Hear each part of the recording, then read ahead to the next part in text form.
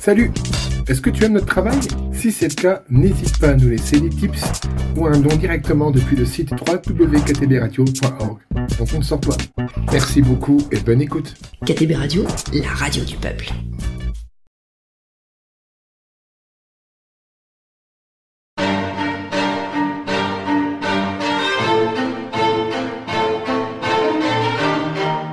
Vous écoutez l'émission Raconte ta ville ou ton village.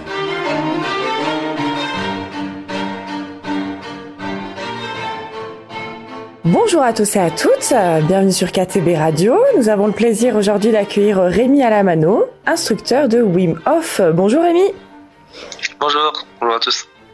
Alors, on va parler tout d'abord de votre parcours pour en arriver à faire du Wim Hof, un petit peu votre parcours, je sais pas, si vous avez fait du bien-être avant. Ouais. Alors moi, je suis instructeur certifié depuis 3 ans maintenant. Et ça fait à peu près 5 ans que j'ai une pratique de la méthode Wim Hof. Moi, je suis arrivé à la méthode Wim Hof par la respiration plutôt. Donc, je suis professeur de respiration aussi. Je suis certifié en pranayama, en oxygène advantage, Buteyko, toutes ces méthodes un peu de respiration fonctionnelle. Et la méthode Wim Hof, elle est arrivée plus en lien avec une appétence pour la pleine santé, l'autonomie. Donc c'est vraiment des concepts comme on peut appeler l'hormèse par exemple, où on va volontairement se mettre face à un stress qui nous permet de nous renforcer derrière parce qu'on l'a vécu de façon positive et que derrière on a pris le temps de repos et d'assimilation nécessaire. Donc j'ai un parcours qui a été tout au long de ma vie, un peu de recherche personnelle, un peu en autodidacte sur le développement personnel bien-être, on va dire. Et ça m'a amené jusqu'à devenir instructeur Wim Hof et professeur de respiration. Et qu'est-ce qui a fait que vous en êtes arrivé là, au Wim Hof déjà de ce parcours personnel, mais avant, donc il y a eu beaucoup de choses sur la respiration. Mais vraiment, pourquoi cette pratique-là plus que les autres? Pourquoi vraiment la respiration et pas autre chose? Ok. Alors la respiration, pour moi, c'est un peu une évidence. Même sans parler forcément de la respiration typique à la respiration Wim Hof, c'est la respiration au sens large. C'est vraiment, je trouve qu'il y a vraiment l'essentiel dedans parce que c'est un pont entre notre physiologie, nos émotions, qui on est, notre corps, notre esprit. C'est vraiment un outil un peu magique parce que l'avantage de la respiration, c'est que les effets sont directs en fait. Si tout de suite on s'arrête de respirer ou que tout de suite on fait une hyperventilation, on va avoir les effets sans transition, ça va être instantané. Et la respiration, elle est tellement précieuse dans notre système, dans notre vie, que ça nous permet de toucher à plein d'aspects.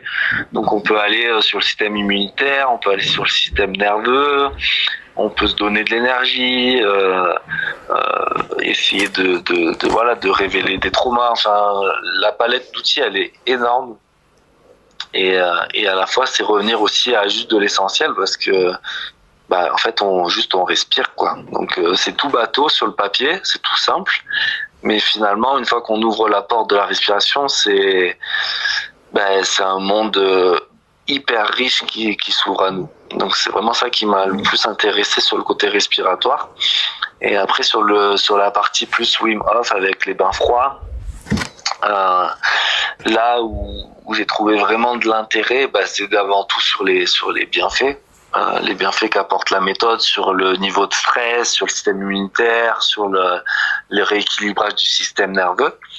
Et au-delà de ça, moi je fais que des bains dans la nature, donc bains, rivières, lacs, cascades. Et donc ça nous permet aussi d'avoir une reconnexion au vivant à l'intérieur de nous et à l'extérieur de nous. Mais des bains en toute saison? Ça fait du bien. Des bains en toute saison? Oui, on fait toute l'année. Là, il y en a un ce week-end, on en a fait un la semaine dernière. Voilà, ça permet aussi à des gens qui sont un peu plus craintifs ou qui ont un peu plus peur du froid, voilà, d'expérimenter des bains au mois de juin, juillet, quand les températures extérieures sont bonnes, mais que l'eau en montagne est encore bien fraîche. Et en hiver, on est sur quelque chose de plus difficile sur le papier, dans le sens où l'environnement extérieur est un peu moins docile, quoi. D'accord. Et maintenant, on va parler donc du Wim Hof. Qu'est-ce que c'est ? Qu'est-ce que ça signifie vraiment ? Donc, la respiration, mais pas que. C'est ça. Donc, la méthode Wim Hof, elle a été inventée par Wim Hof, donc ça porte son nom. Wim, c'est un Néerlandais qui a à peu près 65 ans là maintenant et qui fait ses pratiques depuis à peu près l'âge de 20 ans, 22 ans. Et Wim était un grand pratiquant de yoga. Il a été beaucoup influencé par le yoga traditionnel et le yoga Tummo, le yoga du froid tibétain.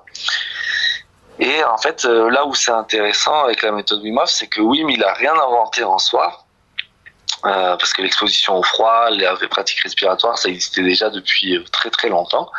Mais en fait, il a fait une synergie entre un exercice respiratoire et une pratique d'exposition au froid, avec soutenu en tout cas par un contrôle du mental, une espèce d'aspect d'engagement mental et spirituel, qui fait que du coup, on a pu faire d'abord des records avec la méthode Wim Hof. Donc Wim, il a 26 records au Guinness Book. Donc au début, il était vraiment vu comme un animal de foire.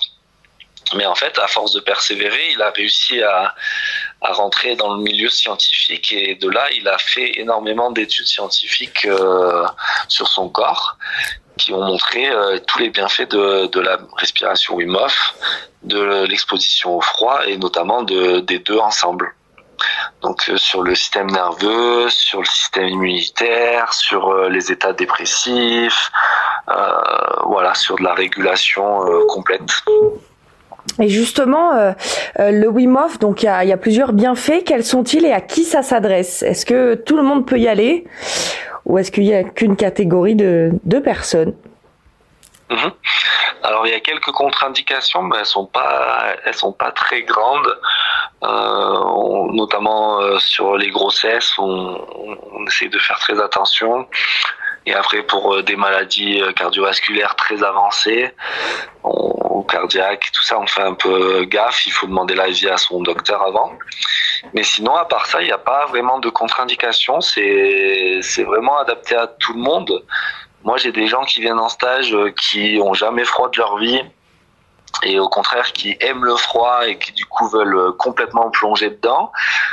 J'ai des gens qui se sont jamais baignés à part au mois d'août dans une eau à 25 degrés, et en fait ils vont faire un bain dans une eau à 2 degrés et ça va très bien se passer. Donc vraiment sur le profil, c'est ouvert à toutes et tous. Après j'ai quand même la plupart du temps des gens qui sont assez curieux,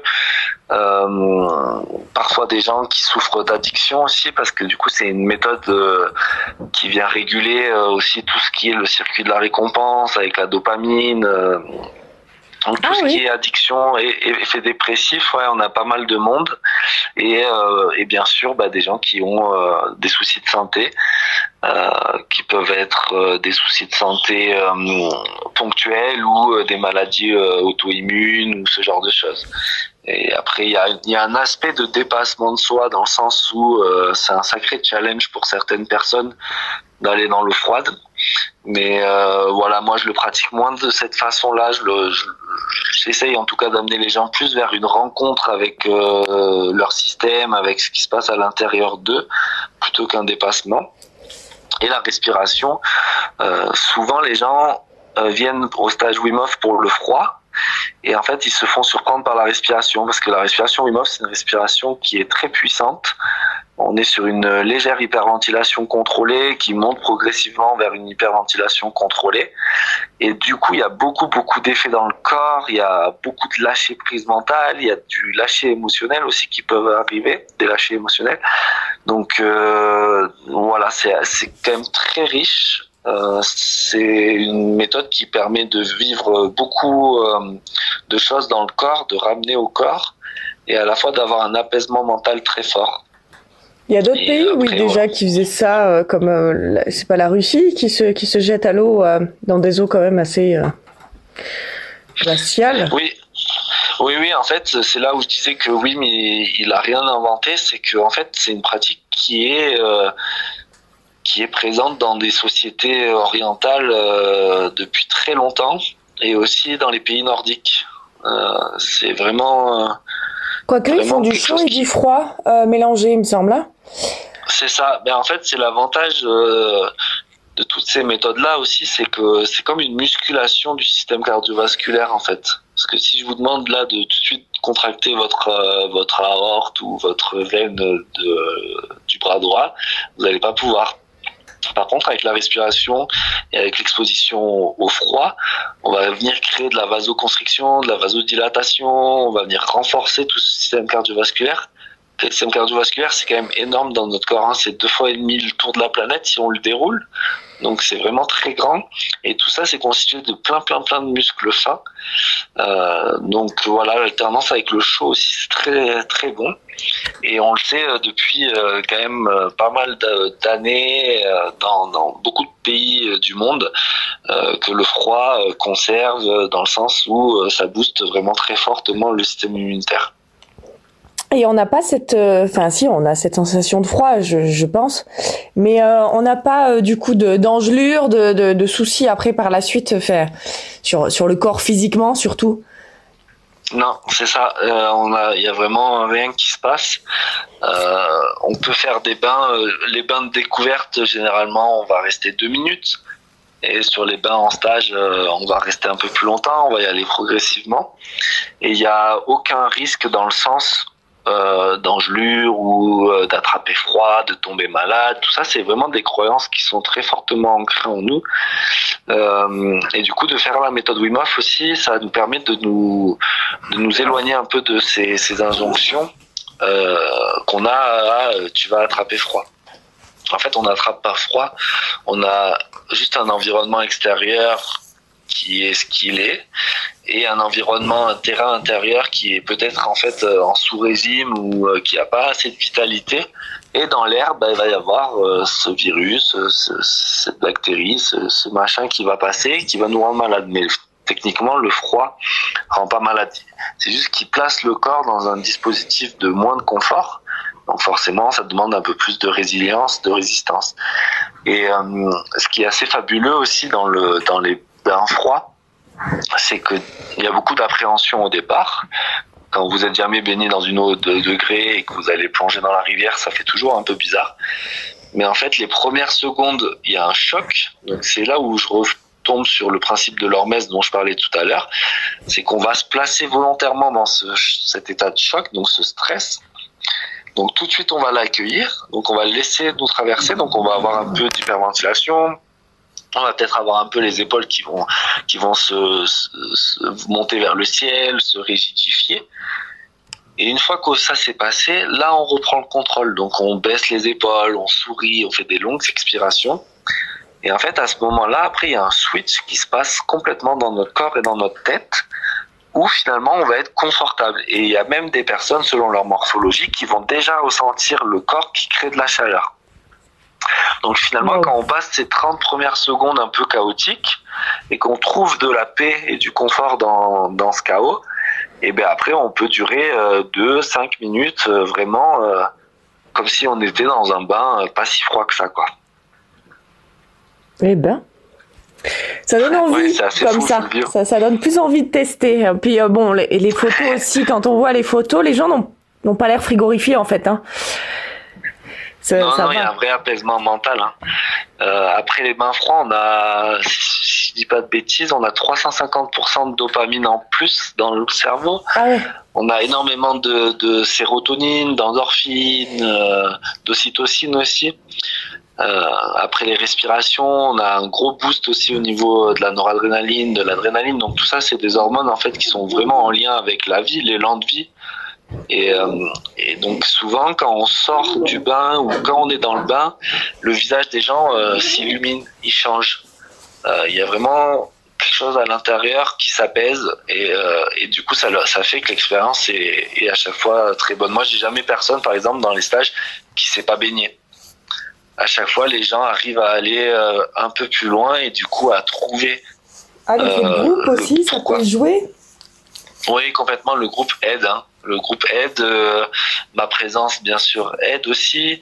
Et on prend le temps, en fait. On y va crescendo. Il y a la respiration avant. Puis dans les ateliers, vous faites aussi peut-être d'autres choses avant, peut-être la méditation. Non. Voilà, déjà le fait de s'inscrire au stage, il y a une grosse partie du boulot qui est fait. C'est de mettre l'intention, en fait. Si vous rentrez dans le bain froid ou la respiration sans savoir pourquoi vous le faites et sans avoir une intention claire, vous risquez d'avoir beaucoup plus de mal à vivre une expérience positive. Alors que si vous rentrez dans le froid avec une intention qui est claire, un pourquoi, et quand même un élan de vie, à chaque fois ça se passe très bien, quoi. Et en fait, c'est pendant qu'on est dans le froid, on kiffe. C'est vraiment pas la partie la plus dure. Oui.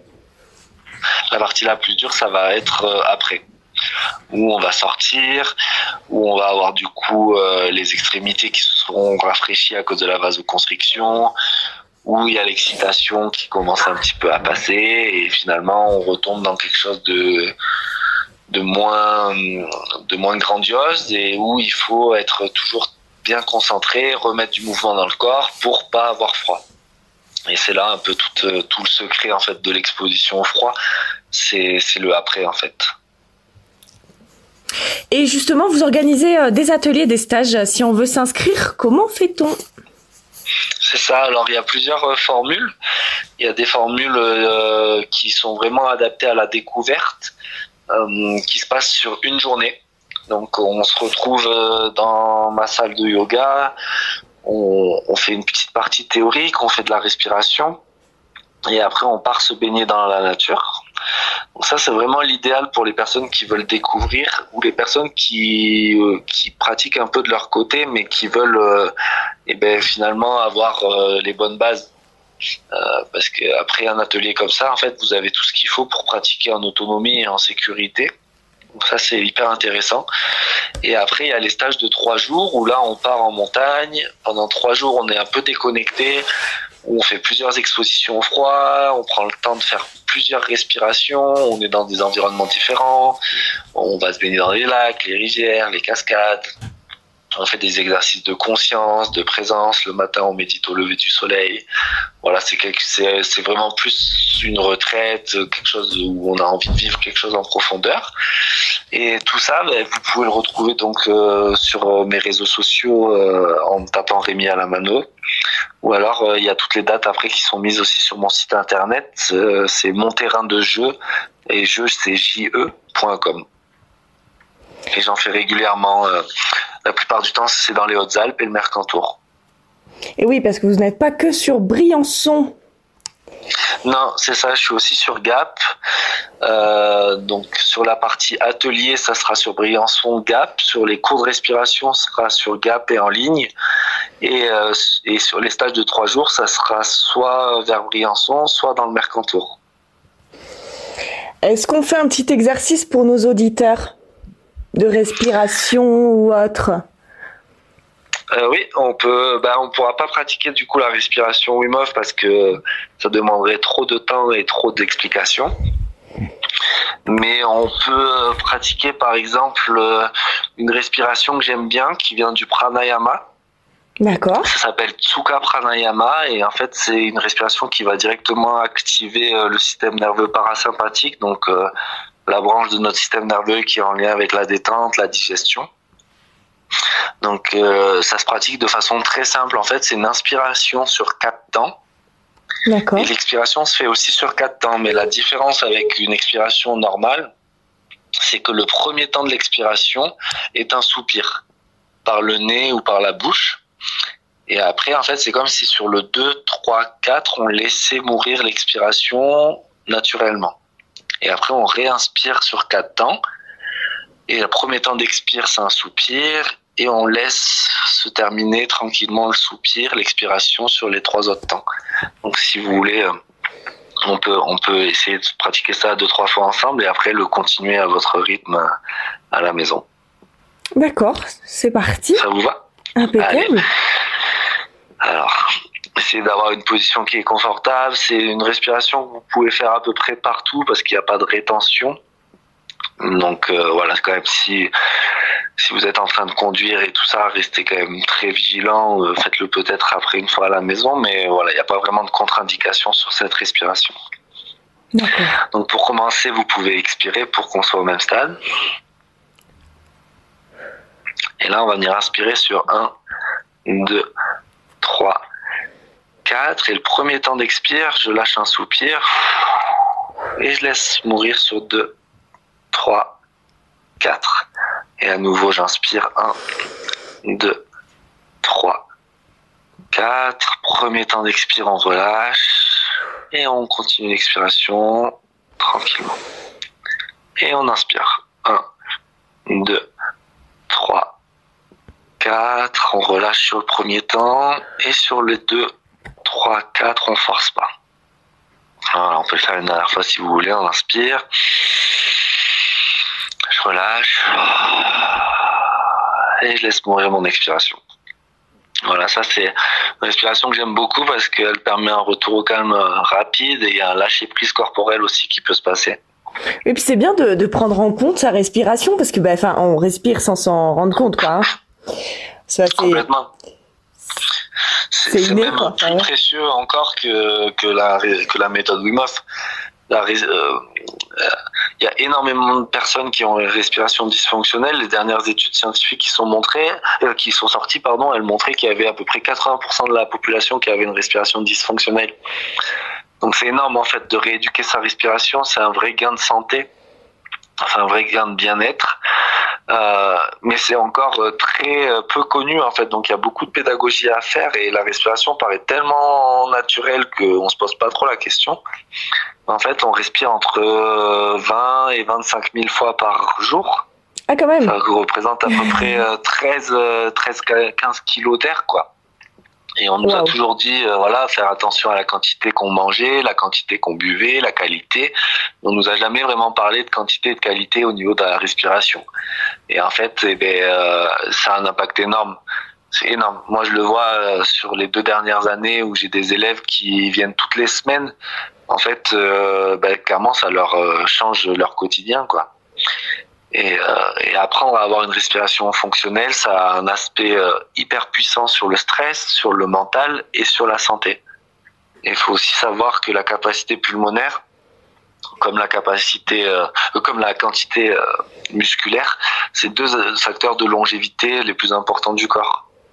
Donc il y a vraiment un gros travail de rééducation à faire sur la respiration et je pense vraiment que c'est une clé qu'il faut pas sous-estimer pour son bien-être. Ouais, c'est waouh. C'est technique. Oui, c'est ça. En fait, souvent on vient vers moi pour le côté froid. Parce que c'est vrai que, voilà, comme vous disiez tout à l'heure, quand on voit les photos, c'est hyper impressionnant. C'est une expérience que certaines personnes peuvent vivre une fois dans leur vie et ça leur change complètement leur perception. Voilà, il y a un côté très fantastique avec le froid. Là où avec la respiration, à part si on est sur de l'hyperventilation très puissante, sinon c'est vrai que c'est moins spectaculaire en fait le travail respiratoire. C'est très doux, c'est très long. C'est quelque chose qui s'installe petit à petit, mais en fait derrière les bénéfices ils sont énormes. Vraiment, je vous invite vraiment à pas négliger votre respiration parce que c'est un vrai pilier.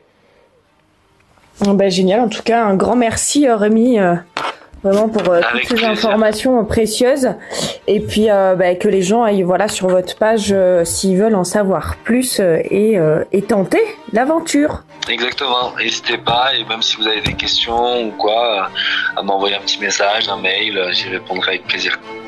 Merci beaucoup. Merci, au revoir.